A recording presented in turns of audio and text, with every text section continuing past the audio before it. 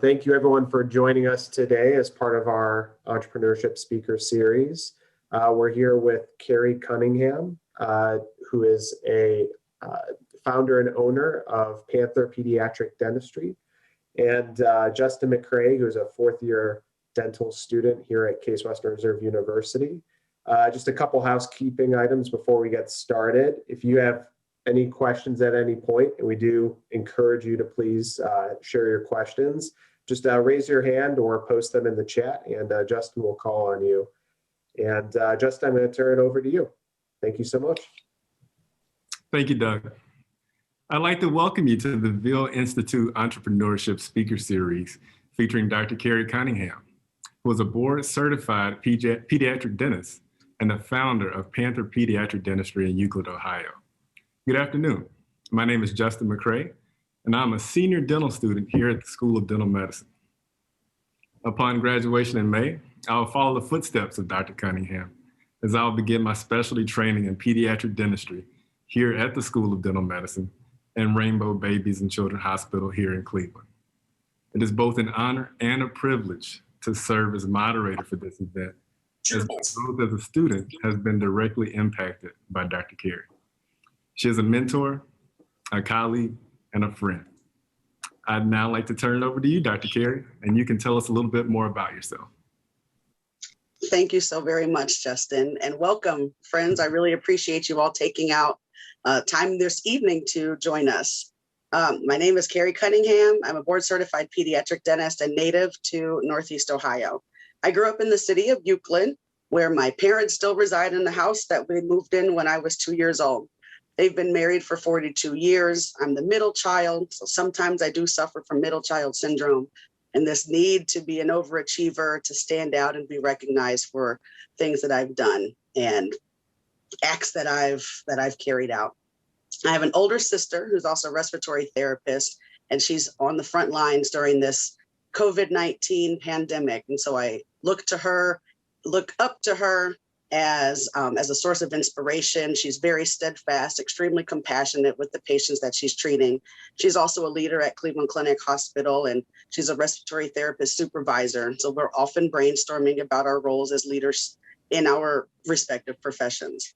We have a younger brother who is also an entrepreneur, as well as a sickle cell warrior. My brother has sickle cell anemia, and we'll get into some of the things that he's experienced that have helped spearhead me and propel me in ways that I never thought I would be shuffled into as a business owner, a new business owner as a pediatric dentist in the community that raised us all. We'll go way back. I'll start at the beginning, and then I'll kind of talk about how our family has grown. I was in the 6th grade and I was interested in dentistry. My sister had gotten braces, and I saw the pain that she was going through at times when she would get her braces tightened. And through growth and development, which I didn't understand then as a 1st grader, I had the nice space between my 2 front teeth that was a little concerning. I was an avid thumb sucker, and ultimately I made a conscious effort in the 5th grade to stop sucking my thumb. And then I kind of negate facial growth and development that ultimately led to my 6th grade photos having a really nice smile, and actually the smile that I have today. Gap was closed. I had all this wonderful confidence. I was ready to fight the world. And I looked to the lack of needing braces for myself, and considering the experiences that my sister had with her orthodontic treatment, which turned out fantastic. And that became the drive for me wanting to pursue a career in dentistry. I was in the 6th grade, just 12 years old, and started sharing my dreams of a career as a dentist with my father. And that was when I learned in the 70s, my dad was actually an on-the-job trained dental assistant for the United States Air Force. And he was stationed down at Wright-Patterson Air Force Base, where he ultimately met my mom, who worked in the medical library. So he was extremely supportive of my dream of becoming a dentist. And he said, Kari, you don't have to go and be the help, go and be the doctor. And he would take me to Euclid Public Library. That was way before we had internet. And I remember asking for books about what does it take to become a dentist. And I had my plan all mapped out as to I was going to go to Tufts University. I had played the saxophone, so I was going to double major in biology and music, and ultimately become a dentist by day and jazz performer at night. And it was really wonderful to have that pathways from such an early age of just thinking about the future and starting to take opportunities to explore dentistry as a career option through career shadowing opportunities that we had in high school. I remember doing that while in my days at Euclid High School, and really found some wonderful mentors who were interested in nurturing my passion or my desire to ultimately join them as a colleague someday. And I'm honored to actually still be in contact with a number of those dentists who helped hold me and nurture me, put me under their wing. And now we're colleagues. We see each other at dental meetings, or we're consulting one another through social media or other avenues, or sending patients to one another. So it's come full circle. And now with Justin, I'm mentoring Justin over a number of years, to have him follow in similar footsteps and ultimately become a pediatric dentist like me is helping me fulfill my purpose. I was blessed to become valedictorian of Euclid High School and graduated in 2002 and received a full academic scholarship to attend the University of Pittsburgh, where I majored in neuroscience, minored in chemistry, and was on a pre-dental track. My years at Pitt, at the time, they were the academic sponsor for the Semester at Sea program. And my scholarship applied for me to be able to live on a ship and sail around the world for 3 months. And that sounded like an opportunity I certainly couldn't pass up. Got my passport renewed and convinced my parents. We cashed in some CDs that had been set aside for me so we could have some spending cash, and around the world I went. We were at a drop-in or a daytime orphanage in Dar es Salaam, Tanzania. And that day there were about 200 kids that were there, aging from very small, maybe 1 or 2, to about 18. And most of them had lost one, if not both of their parents to HIV or AIDS. And I remember asking the headmistress, once their presentation and our tour of the facility was over, what sort of dental experience did the kids have? And she said, there's no dentist around for them to see, but we know that sweets cause cavities. So we try not to give them sweets. And I looked at lunch, and there was a big basket that was full of dinner rolls. And to me, a dentist wannabe at the time, I said, well, geez, the carbohydrates that are in the bread, the first thing that cavity-causing bacteria will recognize is the sugar components that make them up. And so they really see those same sugars from the bread as no different than Skittles, a candy bar, or even juices and soda. So I really felt at that point, keep in mind, I had wanted to be an orthodontist, and I felt extremely welcome during my time one semester at sea and our time in Mother Africa. I felt more at home there than I kind of felt at that time being in college. And, they would say, Karibu, which means welcome in Swahili. And they say, Karibu, where are you from? And I say, oh, I'm from America. I live in Ohio. And they say, no, you're from Africa. You live in America. And talk about the chills that would go up and down my spine and the hairs on my arms standing up. I felt home in Africa. And I said, if my brothers and sisters don't have access to the basic necessities to maintain their smiles, how can I, who's experiencing this life-changing event, want to straighten their teeth if they don't have the wherewithal to maintain the teeth that they have? And I took it one step further. From Northeast Ohio, there's plenty children in the inner city of Cleveland and other areas surrounding where I grew up in Euclid, and even in the city of Euclid, that didn't have that same access to comprehensive, compassionate dental care. And that was when I changed my trajectory and my plans with becoming a dentist into community dentistry. And I have the utmost respect for orthodontists and the rest of my dental colleagues. But for me, my calling was to become a pediatric dentist. And I didn't realize until later on when I was in dental school that pediatric dentistry was really where my calling was and where my purpose was to be fulfilled. I made a promise when I was in Tanzania and we went down to Cape Town, South Africa, as a next leg of our trip. And I said, I'm going to come back here someday as a dentist. I have no idea how, I have no idea when, but I'll be back as a dentist someday. And the Lord saw fit that 10 years later, I went in the fall of 2004, And in February of 2014, I had found a pediatric dental mission organization, and they had just started going to Kenya, which is neighbors with Tanzania, to provide pediatric dental services to children who otherwise wouldn't have experience with a dentist, let alone exposure to comprehensive dental care. And that's ultimately in 2014 where I met my husband. And I liked what I saw over there in Kenya. And I made an annual trip over there and went back in 15, 16, and 2017 and was able to provide dental care to over 2,000 children. And Kenya is another home. It's my second home. It's, of course, my husband's birthplace. And so it's absolutely amazing the way that the Lord has used me. I like to say dentistry is my ministry, to be able to provide comprehensive dental care to children, not only in Northeast Ohio, but beyond our borders over in East Africa, and keep the promise that I made well over 10 years ago. So while I was done at Pitt, I graduated in 2006 with now this profound passion to serve underserved populations. I was blessed to receive the National Health Service Corps scholarship that paid for over 80% of dental school. And I had received other scholarships along the way that helped defray the rest of the cost of going to dental school. So I actually came out of dental school virtually debt-free. Praise the Lord. And while I was practicing and fulfilling my service commitment in community health care, my sister gave birth to my niece.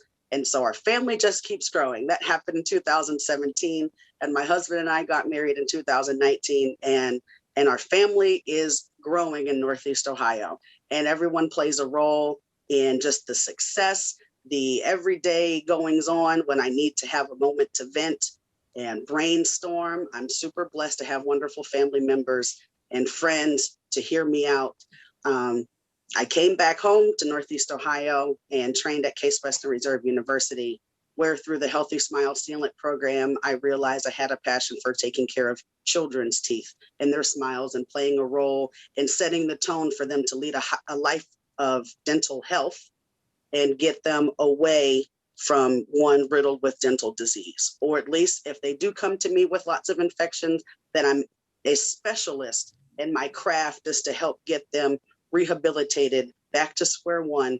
And we pray that they obtain the healthy habits that are necessary to maintain a healthy smile. I think that's about it. Kind of brought everyone up to speed just for that. I know the next little bit will ultimately be about the practice, so I'll stop there, Justin. Yeah, thanks a lot, Dr. Kari. You know, I've always admired how well-rounded you are personally. It's no surprise that your private practice also follows the same personality. And in conversation, you mentioned to me before about your 5 facets of practice ownership. So I was wondering if you could elaborate on that for us. Great. Absolutely. I have my 5 facets of practice ownership, and they are faith, family, friends, fitness, and finances. And I hold those in not only practice ownership, but they play a role with the relationships that I maintain in period. My husband had to go through the 5 F's before we made the decision to ultimately start dating and get engaged and get married. So faith, first and foremost for me, I recognize that there is a higher power. For me, that's God, that's Jesus, that's the Holy Spirit.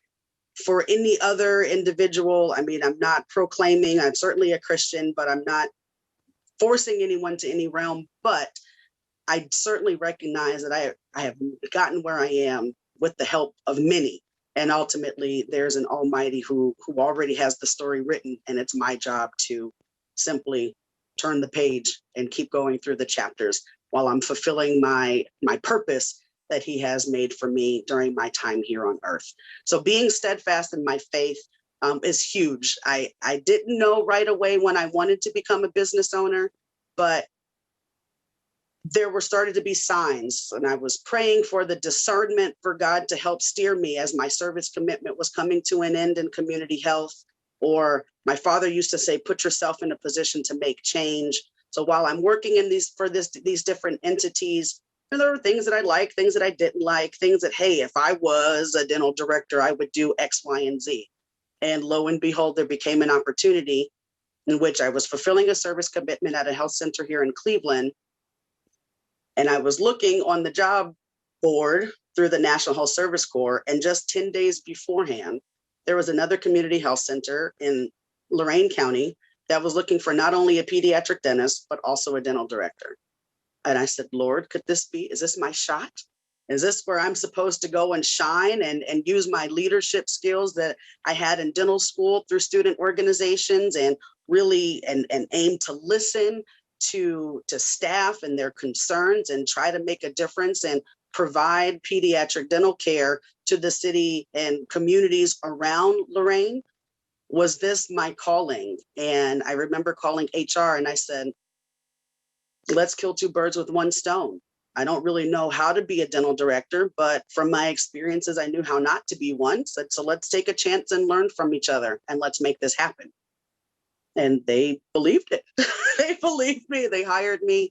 And that was 3 years of service as I was rounding out my National Health Service Corps commitment out in the county of Lorain, was able to really put together a very comprehensive pediatric dental program in 2 locations for the health center. And there were a lot of children. So again, access, from back when I was in Tanzania, it was recognizing that there was a limited access that the children in that community were experiencing.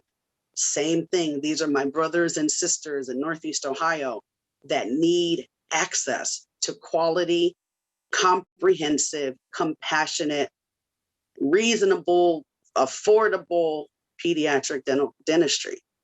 And again, dentistry is my ministry. I felt that was my calling, so I answered it.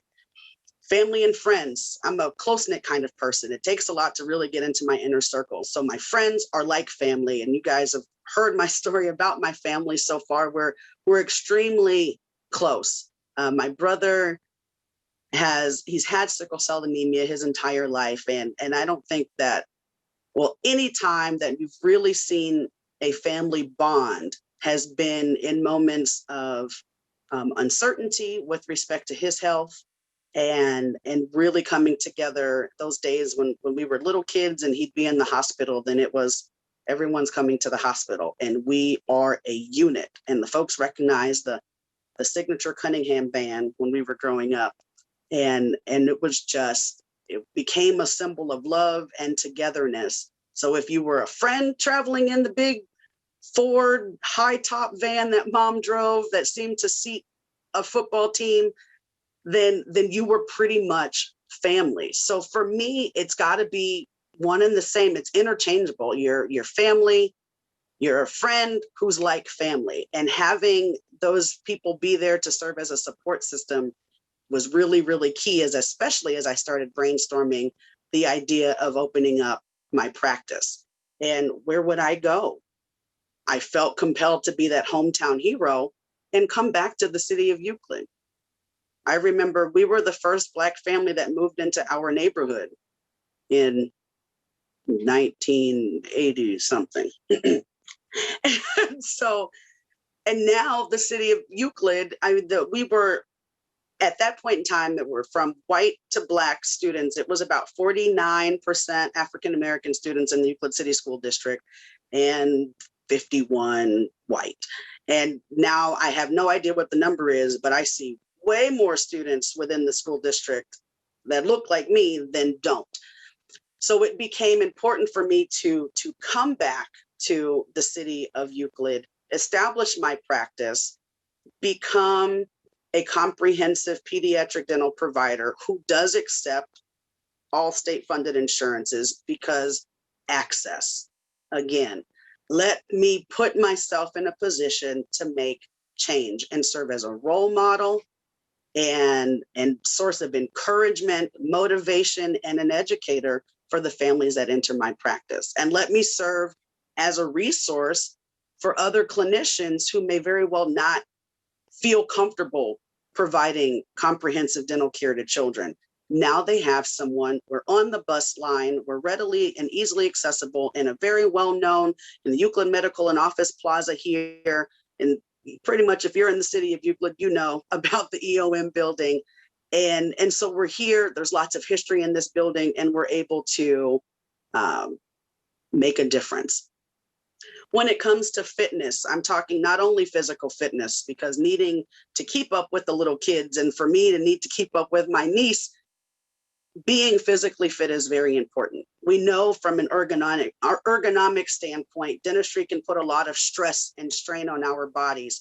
So being physically fit and putting your health and wellness near the top of your priority list is extremely important to me. We'll take it another step forward and look at fitness in other sorts of ways: emotional fitness, mental fitness, spiritual fitness. So those are all aspects of fitness that are certainly a part of that facet as well, and making sure that from that standpoint, well-roundedly, that you're covered. And if you're feeling deficient, that you take a step back. If you're feeling overburdened, you take a step back and recenter yourself and figure out, what do I need to do to get whole? Keeping in mind that you can't pour into others if you as a reserve are empty. You can't pour from an empty cup. And finances are key. I was blessed to receive a full scholarship to college, equally blessed and honored to have dental school virtually paid for.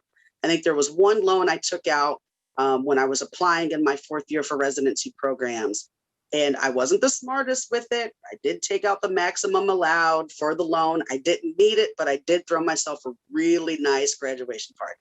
So it was disco themed, and we were staying alive. So it was really, really good. However, looking back, I probably could have saved a couple $1,000s and not taken out so much. Would have had a different sort of celebration for my graduation. And then, of course, would have had less money to have to pay back. But making sure that from a personal standpoint, that my finances were in order, that made me an eligible candidate to take on new debt when it came down to my private practice.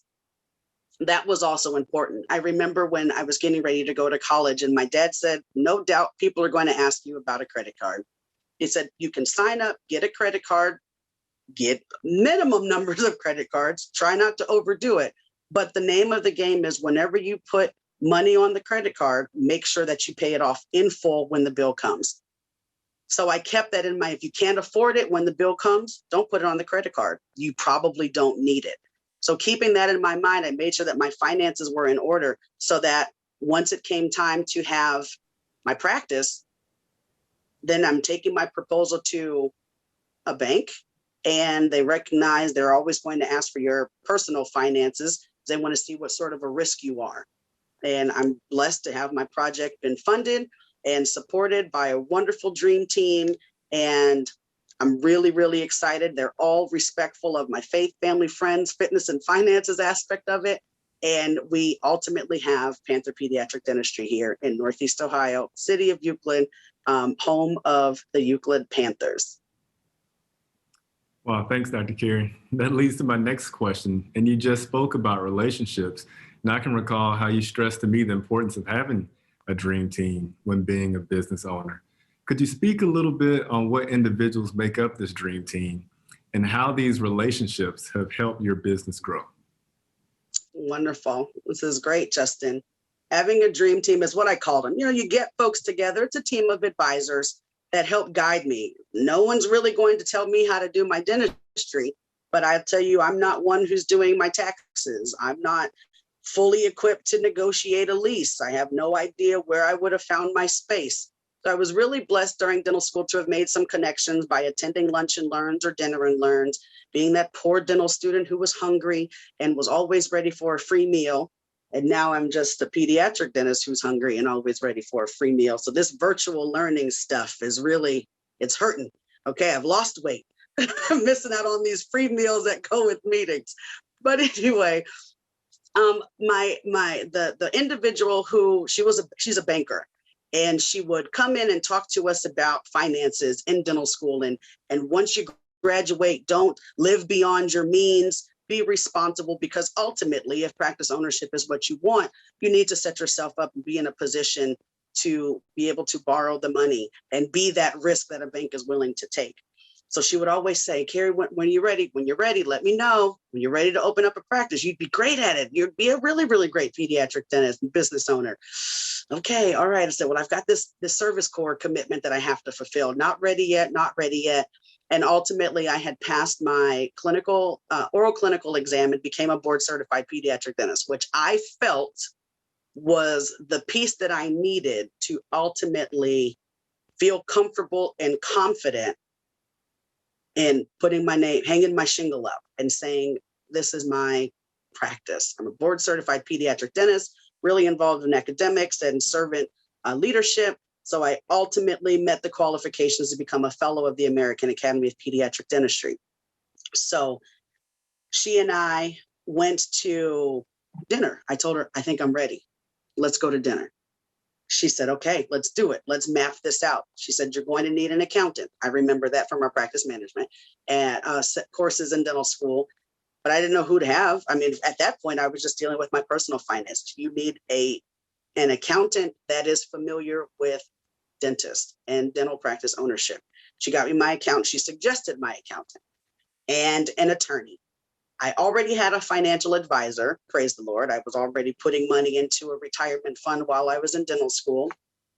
And through my financial advisor, I also had life insurance policy, and I had disability insurance through another insurance broker, who that person would ultimately turn out to be the person to help me get my own professional liability insurance policy, as well as some of the other general liabilities of my business. So if someone were to slip and fall and were to make a claim, that sort of stuff, and making sure that I have my insurances in order. I, of course, needed a place to practice, so I needed a commercial real estate. And she suggested someone, and unfortunately, by the time I made that phone call, the individual had moved to a different market. They were in Columbus, Ohio. And then they suggested someone who was still here in Northeast Ohio in the Cleveland area. And that person has been so key to my success. I called myself a couple of years beforehand trying to look and find a location of my own. I had no idea what I would be asking for, no way of knowing what to expect with the lease. But my commercial real estate agent, that is their craft, their lease negotiations. They find you the spaces that you can't, that aren't out there for just the regular consumer to look and see what sort of space is available. He ultimately found a location where we are now in the Euclid Medical and Office Plaza, right across the hallway from an established pediatric medicine practice. And it turned out that the doctor who's there now actually trained at Rainbow Babies and Children's Hospital in peds medicine while I was doing my pediatric dental residency program. So again, relationships, and we remembered seeing each other at grand rounds around the hospital. So we have that camaraderie already, and it serves as a great back and forth. My children, my patients who may very well have a medical concern that might need to be looked at urgently, I make the referral across the hallway. And similarly, I've educated her and stressed that a dental home should be established by the first birthday. And she sends me 1-year-olds. And it's just wonderful, the relationship that we have. So through that, it ultimately, you need someone to buy your equipment from. So there's your equipment specialist. I use Henry Schein, but you need someone who's going to help put the walls together. And not only that, who's going to determine where the walls go? What's making your practice to code? So definitely need a contractor and an architect. Through them, I was connected with my IT specialist, so someone who's doing my networking, or my computers, my phones, my fax machine, my printers, my scanners, that sort of stuff. Also, the contractor, this was a great find, does cabinets, custom cabinets. I was able to save a boatload of money and keep my practice looking fairly uniform by having my contractor do my cabinets, my desks, my countertops, and getting the practice to look fantastic. He connected me with an individual who does the paint, and we picked out the flooring and other laminates and floorboards and all sorts of stuff. It's just fantastic. So once you get the background and you get the walls and the physical space together, then now it's about how do we start doing dentistry. So I think my financial advisor connected me with someone who could credential me with insurance. I had already been working at different places, and I requested a list of the insurances that I was already credentialed with, gave those over to the credentialing specialist, and then she added a new location and, helped me get my practice established as its own entity so that we're able to accept these insurances, bill for them, and ultimately, which is the purpose of being an entrepreneur, get compensated for the services we render. Needing a practice management software, how do we keep track of our patients? So I was doing a lot of stuff, going to dental meetings, hitting the vendor floor, finding out who does what. How much does your practice management software cost? How does it work? What are the perks? What are the benefits? How was it going to ease workflow and facilitate patient care? And all of those still maintaining it. They can't get funded unless I have a bank. So having a banker involved as well, a business banker, healthcare lending was important for me, someone with a history of dental practices to understand and advocate to underwriters to ultimately get my project funded. So I was able to borrow less than $500,000 to make my dreams come true. And every day we're constantly growing and making our mark in the community and doing great work. And it's been a blessing. There are challenges along the way. I'm super blessed with the team that I have. I call them my Panther Pride, and we treat Panther Cubs. And we just have such a great time here in the office. And this was dreams coming true. And they're still being made and coming true every day. Outstanding, Dr. Kari. You know, with all this business talk, it seems like there is always something that needs to be done as a business owner. You can always be doing something trying to make the practice grow. So how do you incorporate a healthy work-life balance as a business owner? I'll say, I believe, I kind of joke and say I am the queen of being overbalanced, but I recognize it now. I've learned that I have this drive, this passion to, like my father said, put yourself in a position to make change. I'm on the alumni board of directors at the dental school. I'm currently the president of the Greater Cleveland Dental Society, which has its expectations of a host of committees that I attend and participate in, or even I've just started a team DDS, which stands for Together Everyone Achieves More, Diversity in Dentistry subcommittee of our dental society, really trying to bring together some minds to talk about diversity and in the profession and what can we do to better equip ourselves to enhance diversity and understand even where our patients from different backgrounds are coming from. So I wear many hats. Again, I told you guys, I'm a wife.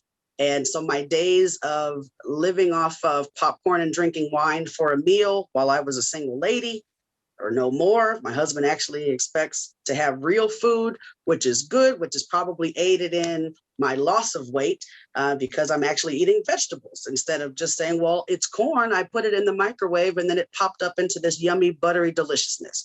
So for me,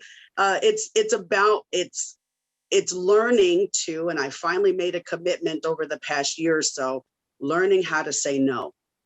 And realizing that when I say no, it makes my yes that much more powerful. And that's key. I will always say that when I give my facets, faith and family will always come first. 1 month into me opening my practice, my brother ended up on life support and needed a life-saving liver transplant. And praise the Lord that he was ultimately the recipient of one on New Year's Eve as we were going into 2019. But it was scary. There was a lot of uncertainty. And again, I was blessed to have a team that understood that. They were shoulders I could cry on. And they were really there for me throughout the process. But when you have those sorts of monumental events in your life, it puts things into perspective. Am I spending too much time on things that aren't bringing me joy? And if the answer is yes, then I'm trimming the fat in 2021 and really cutting back on some of the expectations and responsibilities I had once committed to. But it is absolutely important. My husband and I are not planning to have a family of our own.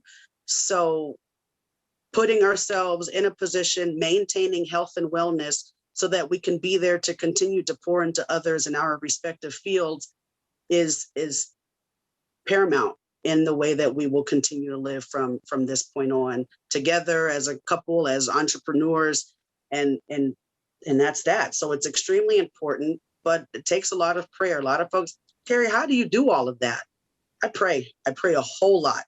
I go where the Lord leads me, and then the rest is there. I'm not sure if you guys can hear the vacuuming, and I apologize if you can't. Okay, good. Thanks, Justin. No, you're good. I think that was it. Did I answer the question? I think so. That was perfect. That was perfect. Okay. So switching gears a little bit, I know that marketing is it's a very necessary tool to have for the growth of a practice. So in today's social media world, I was wondering how you were making a presence in that social media world, and do you feel that it's necessary? In this day and age, with everyone walking around virtually with a computer in their pocket or in their pocketbook, I feel it's definitely necessary to have a presence on social media. People are so quick to hop on their phone and pose a question, either on a social media group or ask Google. I'm a fan of Ask Google. Google knows a whole lot of stuff. But folks are so ready to accept the recommendations and suggestions of complete strangers instead of necessarily going to a credible source for their answers.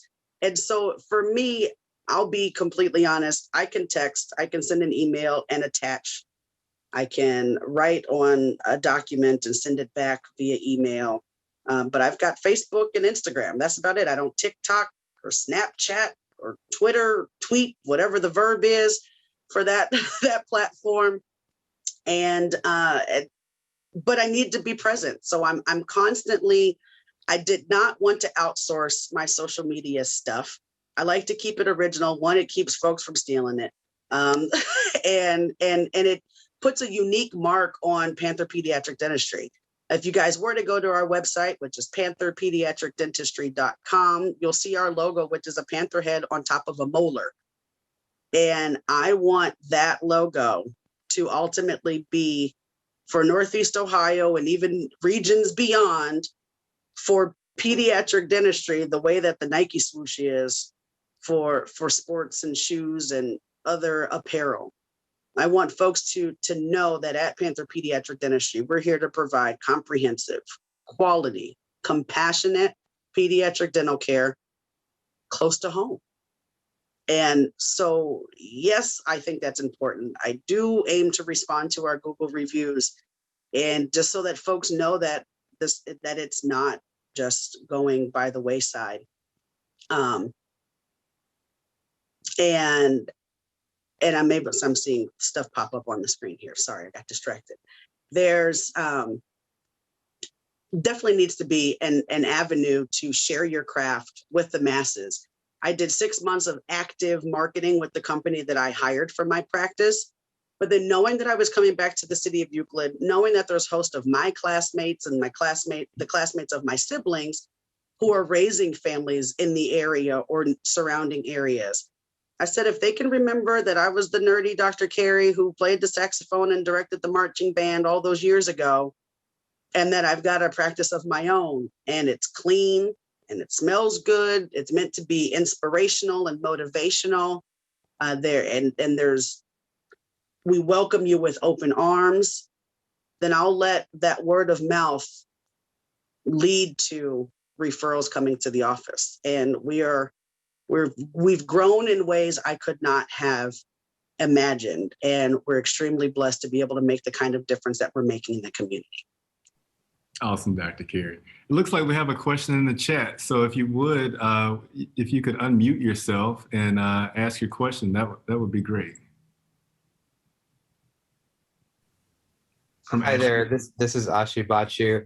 Kari, I really love hearing your story, both your journey as well as how it's kind of informing what you're doing in your practice now and the way you're looking into the future. It's a really inspiring story of personal journey and entrepreneurship. I was curious, what kinds of communities or online resources are you using to guide the growth of your practice? I'm sure you've got classmates and folks who you can go to or other private practitioners who you can check in with, but are there communities or resources online that you find yourself turning to if you have questions about best practices or what to potentially do in a situation when running your practice? Or where do you find yourself kind of turning to in those moments online? Is there anything that's helpful as a resource that's out there? Sure. I think that's a really great question. There are some social media groups that I'm a part of, primarily on Facebook. Dental Clinical Pearls is one, and there's a pediatric forum that I'm in for pediatric dentists and dental residents. And there's another organization or another group on Facebook for Black women dentists where we're in all of these entities. I'm able to one, read about the questions and concerns that other colleagues are having. And oftentimes I don't necessarily respond to all of them, but I'm making mental notes. And to be quite honest, I don't want to sound like I'm trying to earn my ticket to heaven, but I pray a lot. I speak with my husband a lot and just kind of rationalize a lot of things like what are we feeling called to do? And so I really do rely on my faith a great deal. There are plenty of books out there, and I'll be honest, I haven't really read them, which is unfortunate.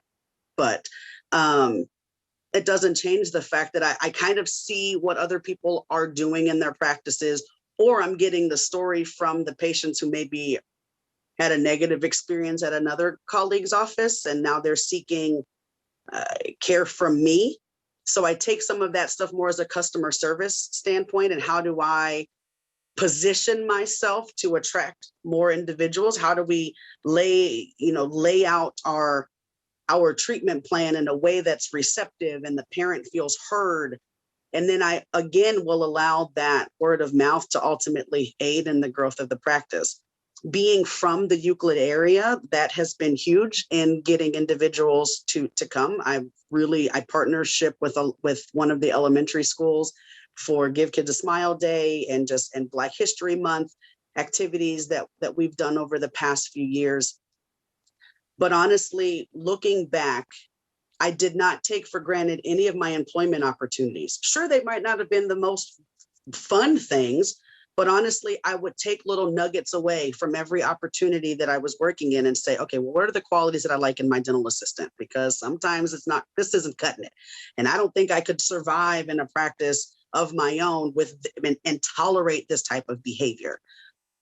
Being in the directorship role at the Community Health Center in Lorain, I was able to experience that senior management sort of stuff that really laid a wonderful foundation for me to build my practice and grow it. So a lot of things that folks are concerned about in these forums are, well, how do I handle a pregnant assistant who doesn't want to be at brown nitrous oxide, and all the coronavirus shutdowns, and how do we come back from this? Do I make the vaccine mandatory, and how that sort of stuff? I think of how I would handle it because I've got I've had that management experience.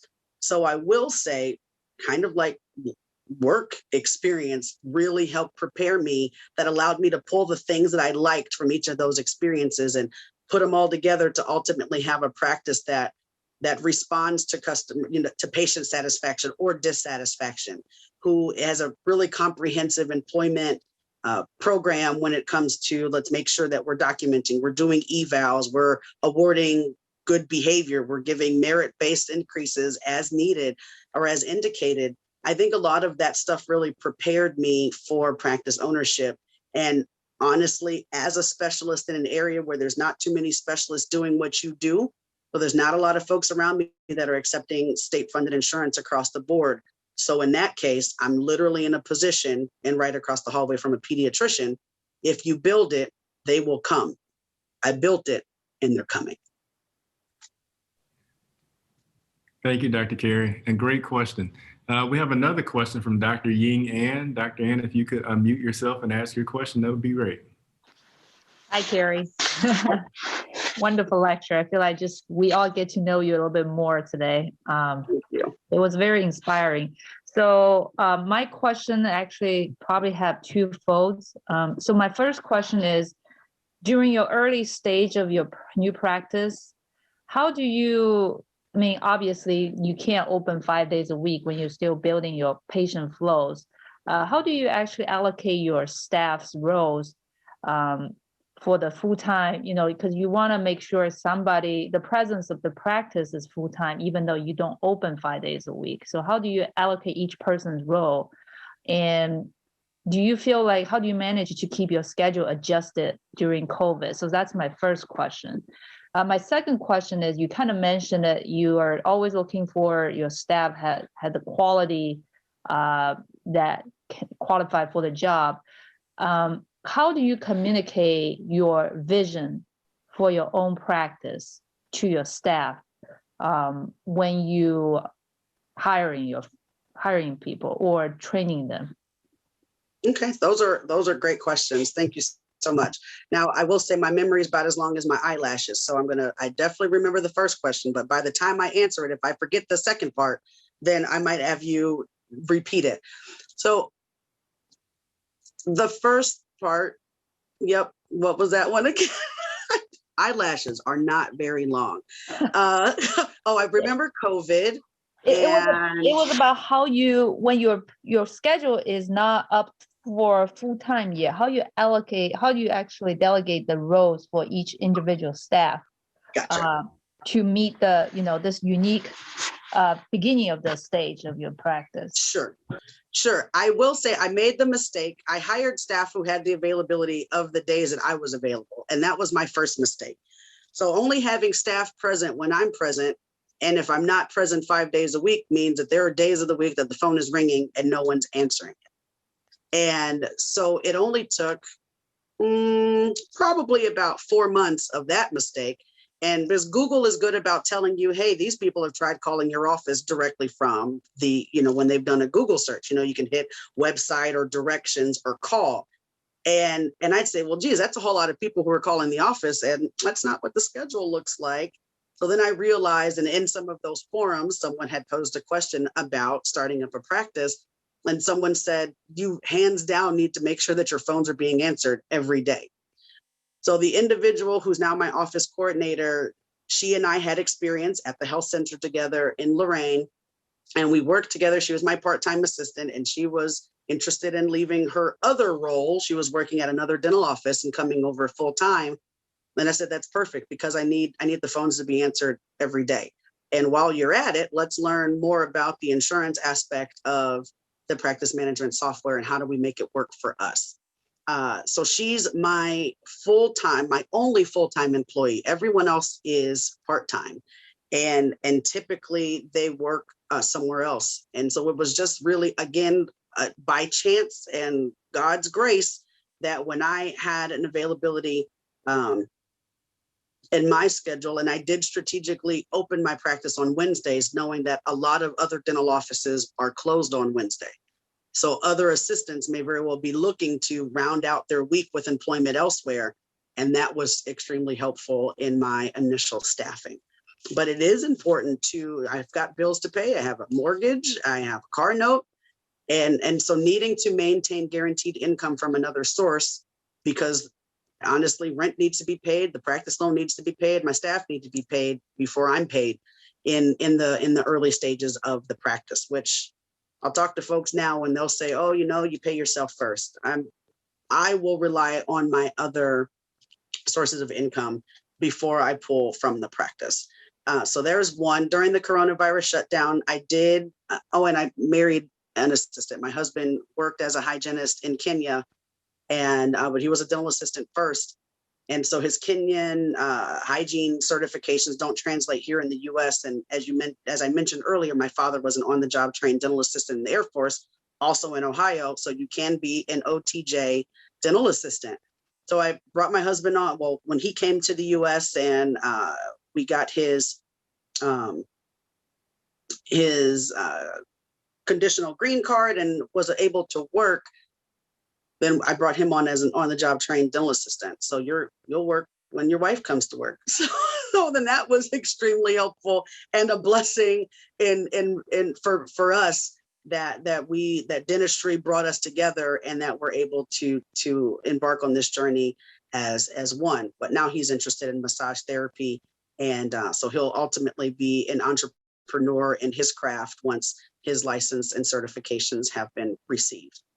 Your part two, Ying, was about what? I forgot already. It was about your vision. So you clearly have a very ideal in terms of the statement for the practice, yes, vision for the practice. But how did you communicate, and how did you make your staff really understand your mission?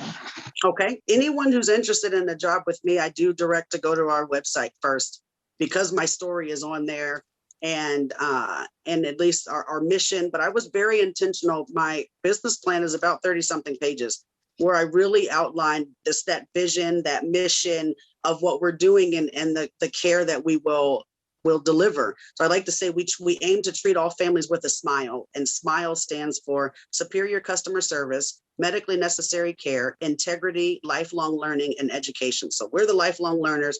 We're aiming to educate our patients. And so really reading the story the same way that parents are seeking us out as a dental home for their families is paramount in really making sure that someone fits with my plan, with our plan. Daily, when we have a huddle, and monthly, I do a summary of what happened before. I call it the State of the Panther Pride, little one-page newsletter where we go over what took place the previous year. What are we looking forward to? Are we meeting our goals? What are our goals? How many patients did we see? That sort of stuff. So I'm constantly bringing things up. We'll review Google reviews together and we'll say, well, what could we have done differently? Okay, let's keep up the good work, that sort of stuff. So I'm not shoving it down their throats, but it's definitely it's a part of everything that we do that luckily I haven't had to have too much turnover and our team is growing and we're thriving every day. So thank you very, very much. Yeah, thank you for your question, Dr. Ann. Dr. Kari, before I pass it back to Doug, is there any last minute remarks that you'd like to make? Sure. I know there were some questions that popped through, and I'm going to, if you've got follow-up questions, I'm going to give you my email address. So I'll give you a second to grab something to write with or text it in your phone. You guys can email me at Dr. Kari, so DrKari at pantherpediatricdentistry.com. All right, so Dr. Kari at pantherpediatricdentistry.com. That comes directly to my office computer, and then I will respond to it. I know there were some questions about general anesthesia and IV sedation. Thank you so very much, Doug, for sharing that. I've got some stuff. It's not really a part of it's not a part of my practice right now. I do work in a surgery center. So I can elaborate on all the other questions that you guys have through Dr. Kari at pantherpediatricdentistry.com. Some final thoughts that I'll send you home with is push and ask questions. So we'll start with ask questions first. Again, I had no idea what really I was looking into. I knew what I ultimately wanted my practice to do and to be and how we would serve. But I really relied, and this goes back to the question earlier, is I rely on the experts in that field. You know, I would look to my marketing team. I'd look to the real estate agent. Is this a good place to grow? And they're doing the demographic analysis on my behalf. And we're looking at different zip codes and where do we pull patients from, that sort of stuff. So I focus, I'm the pediatric dentist. That's my craft.